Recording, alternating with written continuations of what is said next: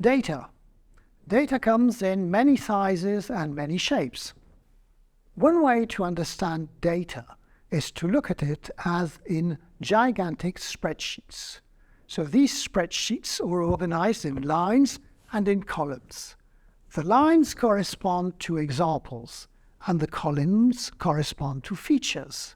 And if you look at the intersection of a line and a column, you will find the value of a particular example on that feature. In the case we have on this slide, we've got 5 pupils, and you've got the age and 3 topics, and the values corresponding either to the age or to the grade that child may have had. Notice that in this table there is some missing values, so you will say that the data set is incomplete.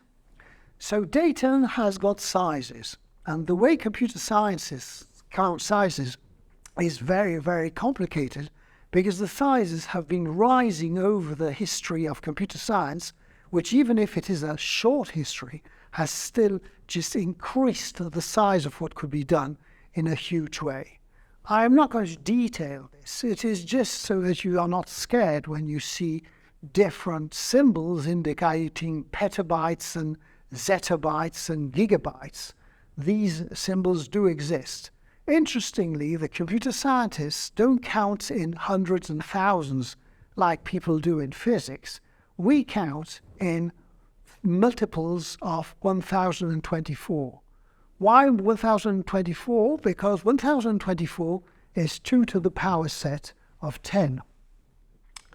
So these are some of the sizes that we can have. If I'm showing what 1 zettabyte is here, it is just so we do understand that a lot of the rules from the physical world fail to apply here. The quantity of information that we are able to store, and therefore that we're able to learn and transform into supposedly called intelligence, is just absolutely huge. Data comes in many forms. Typically, when the data has been put into a web page, it will be called structured data. So structured data is what happens when you create an HTML or an XML page, and the advantage of structured data is that you can go and question individual parts of this data. There is data that is not structured, such as text. Another big source of data is sound data. So sound data is usually known as signal, because it is just has been captured through a physical device. But then the computers have got ways of transforming this into more discrete data, sort of data that we can actually code upon, look at. In the case of music, this is the MIDI files that allows this representation. And if we're talking about speech, like what I am using in this moment, this speech data will be transformed into text, which is what we can read, and this process is called transcription. So text can be raw. Raw means that there is no organization to it apart from the actual presentation, the sequential presentation of text. You can find it over the web in many, many ways. You can find it in Wikipedia, you can find it on blogs, you can find it on newspapers, on online books, and you can also obtain it through the transcription of movies or of lectures. The whole point of having text is that from text you can build large language models like those that are today so impacting. Images are data, and again, this is a huge part of the data you can find available on the web. In fact, images are so important for artificial intelligence that some of the most spectacular progresses in artificial intelligence, which have been taking place around 2010 and 2012, took place on images. The reason being that there is a lot of data available. Every time we are digitalizing pictures, we are creating data that we can use.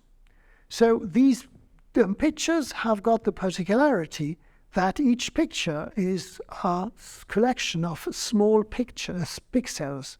You can see the pixels on this little image, And each pixel will be individually encoded as a color. And that color is just a combination of the three basic colors for a computer, which are red, green, and blue. In the case of a high-resolution image, you might have 1,000,000 pixels. If you've got a digital camera, you can check and see how many pixels, your camera actually will work with. Finally, more complex even than images are videos.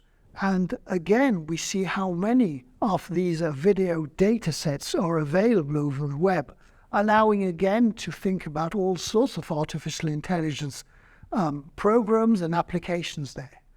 The systems for coding videos are much more complex than the systems to encode images. But every time we've got a video, for the same price, we can of course extract the images themselves, or we can extract the sound, and once we have done that, we can search videos through images or through text.